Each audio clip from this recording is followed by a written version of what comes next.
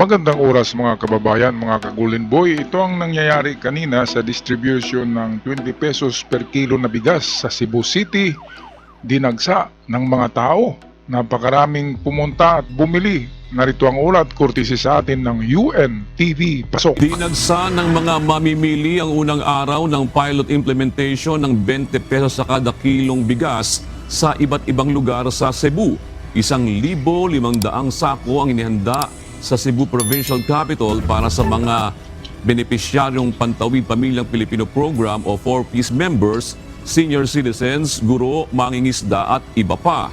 Ayon kay Agriculture Secretary Francisco Chu Laurel, layunin ng programa na bigyan ng dekalidad at abot-kayang bigas ang bawat pamilyang Pilipino. Mayroon din palang pinamimigay lang sa mga membro ng 4Ps. At iba rin yung binenta na 20 pesos per kilo na well-milled rice. Magandang pagkagiling yan, maputi at masarap at bagong harvest na bigas. Hindi katulad ng stock noon sa NFA na umiitim na, mayroon ng halong bukbuk. Ito ay bagong-bagong bigas to, galing pa sa harvest ng mga local farmers sa Pilipinas. Balik tayo sa magandang balita. Ito yung nangyayari kanina doon sa Cebu City. Narito ang UNTV.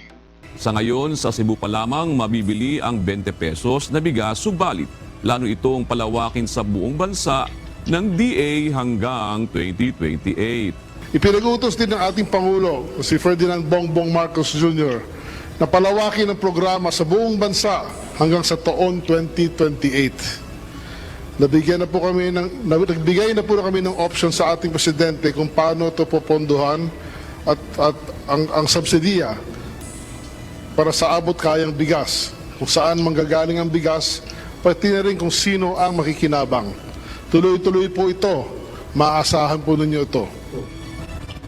Para maiwasan ang hoarding, nilimitahan sa hanggang 10 kilo lang kada pamilya ang pwedeng bilhin gamit ang QR code cards mula sa Kapitolyo.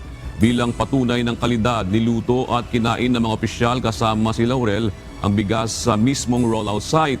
Samantala, paalala ng COMELEC, tanging ang Department of Agriculture pa lamang ang otorisadong magbenta ng bigas habang umiiral ang election ban. Ayan, so expected na medyo isang lugar lang ang puntahan nyo.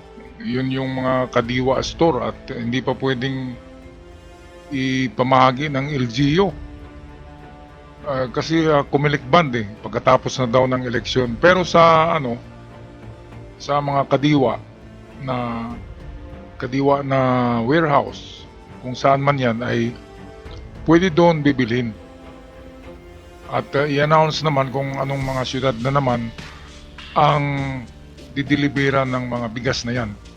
Ngayon, ito yung pinakauna, ang Cebu City, which is successful naman kanina ang pagbenta at pamimigay niyan. Okay, tapusin natin ang magandang balitang ito tungkol sa bigas na 20 pesos per kilo. Di ba na lang kung may hiwalay na exemption ang mga LGU? Wala pa pong participation ng local government. Bakit? Kasi nilagay po natin, handwritten note ko po nung inapprove ko yung mismo exemption, na dapat ang local government unit ay manghingi rin ng sariling exemption dito po sa COMELEC. Ayan, so yun lang dapat gawin ng LGU. Humingi din ng exemption sa batas ng COMELEC.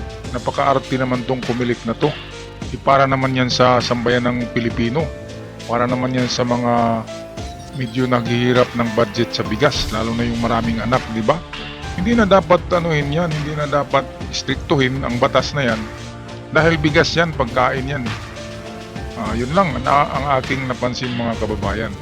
Well, pag-comment sa inyong komento sa ating comment section down below. At sa mga bago pa lamang nakabisita sa channel na ito, huwag kalimutan mag-subscribe para palagi tayong updated sa mga uploads. Maraming salamat sa lahat. Hanggang sa muli.